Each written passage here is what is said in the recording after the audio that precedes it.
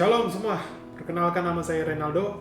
Di sini saya akan menjelaskan tentang kasih dan kerendahan hati. Udah gak sabar untuk ceritain ini semua. Jadi, mari kita pelajari firman Tuhan yang tertulis di Matius 22, Matius pasal 22 ayat 34 sampai 40. Di sini tertulis hukum yang terutama. Mari kita baca bersama-sama ayat 34. Ketika orang-orang Farisi mendengar bahwa Yesus telah membuat orang-orang Saduki itu bungkam, berkumpullah mereka. Dan seorang dari mereka, seorang ahli Taurat, bertanya untuk mencobai dia. Guru, hukum manakah yang terutama dalam hukum Taurat? Jawab Yesus kepadanya, kasihilah Tuhan Allahmu dengan segenap hatimu, dan dengan segenap jiwamu, dan dengan segenap akal budimu. Itulah hukum yang terutama dan yang pertama. Dan hukum yang kedua yang sama dengan itu ialah kasihilah sesamamu manusia seperti dirimu sendiri. Pada kedua hukum inilah tergantung seluruh hukum Taurat dan kitab para nabi. Amin, haleluya. Yang excited bilang haleluya. Jadi di sini saya akan menceritakan tentang kisah Yesus. Di ayat 34 mengatakan bahwa datanglah orang Farisi untuk bertanya kepada Yesus untuk mencobai Yesus. Sekali lagi, Yesus mau dicobai oleh orang Farisi. Dan kita sebetulnya gak boleh seperti itu ya. Gak boleh menjadi seorang Farisi yang mencobai Tuhan. Padahal Tuhan itu tidak bisa dicobai. Tidak bisa dicobai oleh yang jahat.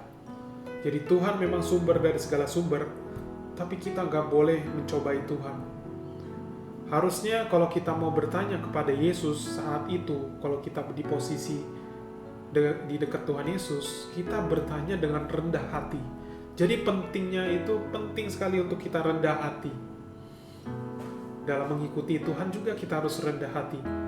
Dalam kita menceritakan tentang kisah Tuhan, kita harus rendah hati. Apalagi bertanya kepada Tuhan Yesus, kita harus dengan rendah hati. Salahnya ini, orang Farisi ini tidak rendah hati bertanyanya. Malah bahkan punya siasat untuk mencobai Yesus sendiri. Sebetulnya bertanya itu boleh-boleh saja, gak apa-apa. Karena kan kita kalau gak tahu ya kita bertanya. Karena ada istilahnya, malu bertanya sesat di jalan. Dan iya benar, kalau kita gak bertanya, ya kita gak bakal tahu kan. Jadi bertanya itu apakah boleh? Ya boleh-boleh saja, tapi dengan rendah hati. Misalnya kalau saya mau bertanya dengan Tuhan Yesus, saya akan rendah hati Tuhan, saya akan bertanya kepada Tuhan begini. Tuhan, bagaimana Tuhan hukum terutama dalam mengikuti Engkau apa Tuhan? Apa yang hamba harus lakukan Tuhan? Kalau boleh, please Tuhan, cerahkanlah pikiranku. Tolong jawab doaku, tolong jawab pertanyaanku Tuhan. Nah, begitu kita rendah hati dengan Tuhan. Karena Tuhan juga pernah di posisi menjadi manusia. Jadi kita harus peduli juga. Kita nggak boleh lancang kepada Tuhan. Kita harus hormati Tuhan. Karena Tuhan adalah Tuhan. Tuhan juga pernah menjadi manusia. Jadi kita harus dengan penuh hormat, dengan penuh kasih, kita bertanya kepada Tuhan. Dan Tuhan akan menjawab. Hukum apa yang terutama? Adalah, jawab Yesus, kasihilah Tuhan Allahmu dengan segenap hatimu, dengan segenap jiwamu, dan dengan segenap akal budimu. Itu yang pertama. Dan kedua, kasihilah sesamamu manusia seperti dirimu sendiri. Nah, kita kupas. Sekarang sudah kita bagian kasih. Kita sudah belajar tadi tentang kerendahan hati dalam bertanya dan dalam mengikuti Tuhan. Dan sekarang kita akan belajar tentang kasih Tuhan. Di sini, mengasihi itu adalah suatu kebiasaan sebetulnya, harus kita biasain untuk mengasihi. Saya tuh sebagai anak Tuhan ya, saya selalu mengasihi Tuhan dengan segenap jiwa, raga, tubuh, dan roh saya kepada Tuhan setiap saat. Karena itu adalah suatu mandat juga ya, bahwa Tuhan mau anak-anaknya itu mengasihi Tuhan. Apalagi mengasihi sesama ya. Saya aja mengasihi Tuhan yang tidak kelihatan, istilahnya belum pernah saya lihat secara visual. Tetapi saya mengasihi Tuhan, apalagi kalian semua teman-teman saya, saudara saya, keluarga saya, saudara-saudara seiman. Saya akan mengasihi seperti Tuhan mengasihi saya, seperti saya mengasihi Tuhan. Saya akan mengasihi kalian semua. Dan disitulah kita belajar bahwa kasih Tuhan itu ada di dalam diri kita, anak-anaknya. Jadi contohnya lagi, kalau kita sedang melihat orang susah, orang lagi bergumul, lagi sedih, lagi mungkinnya lagi bete istilahnya, ya kita tanya, cerita, kita memberikan empati, kita memberikan empati, kita datang ke mereka yang perlu pertolongan. Kita tanya, kenapa bro, kenapa sis, mau tanya dong, kalau boleh gitu kan. Kita tanya baik-baik gitu, dengan rendah hati, belajar lagi rendah hati juga. Jadi kita bertanya dengan rendah hati, karena kita peduli dengan mereka, kita pengen tahu cerita mereka. Ya nggak apa-apa, kalau mereka terbuka ya puji Tuhan. Kalau mereka tidak bisa terbuka untuk saat ini, ya kita doakan juga. Mungkin suatu saat mereka bisa terbuka, mungkin suatu saat mereka bisa belajar lebih lagi tentang Tuhan, mereka bisa kenal Tuhan, kita doakan mereka juga. Kita sudah tahu cerita mereka, puji Tuhan.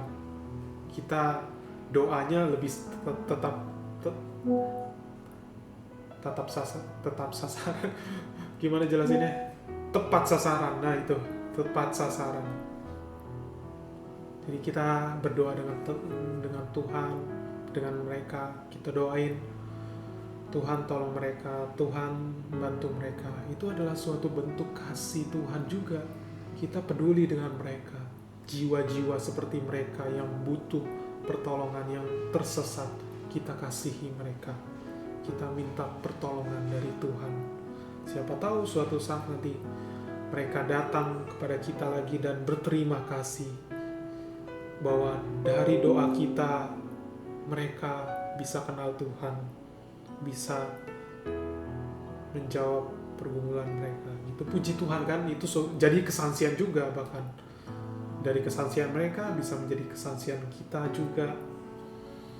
Jadi puji Tuhan, kita menjaga nama baik Tuhan, kita berjalan bersama dengan Tuhan, kita menyelamatkan banyak jiwa, banyak kasih Tuhan dipraktekkan dalam kehidupan kita, bahkan kepada orang lain juga.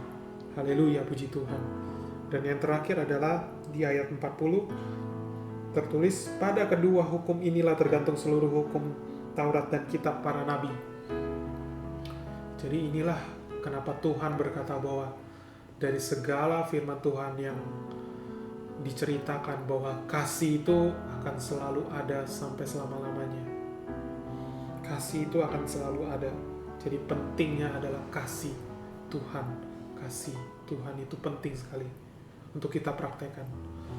Saya mungkin banyak belajar tentang firman Tuhan. Mungkin saya sudah selesai baca firman Tuhan, dan saya setiap hari merenungkan firman Tuhan, memuji Tuhan, menyembah Tuhan. Tapi yang saya selalu ingat yaitu adalah kasih Tuhan. Bahkan nanti sampai memutih rambut, kan ada lagunya, sampai memutih rambutku, kau putuskan aku menutup usiaku. Ku kan selalu menyembahmu, oh Yesus Tuhanku, ku milikmu, selamanya bagiku. Jadi sampai memutih rambut, kita tetap berjalan dalam kasih Tuhan, kita tetap mempraktekkan kasih Tuhan kepada sesama kita terutama. Karena di surga nanti jangan kita sendiri, tapi kita sama-sama bersama dalam satu kesatuan bersama Kristus Yesus. Jadi itu sebetulnya banyak yang bisa saya ceritain, tapi karena masalah waktu juga, supaya kita tahu bahwa pentingnya merendahkan hati dan mengasihi sesama dan Tuhan kita. Jadi itu saja. Semoga firman Tuhan hari ini memberkati kalian semua. Mungkin saya akan lanjut lagi next time tentang sesuatu yang berbeda lagi. Kalau Tuhan rindu dan Tuhan mau menggunakan hamba lagi, akan saya upload lagi video lagi. Jadi biarlah Tuhan memberkati kita semua. Biar tangan Tuhan menjamah setiap kita. Di dalam nama Tuhan Yesus. Haleluya, haleluya. Amin. God bless you. Bye-bye.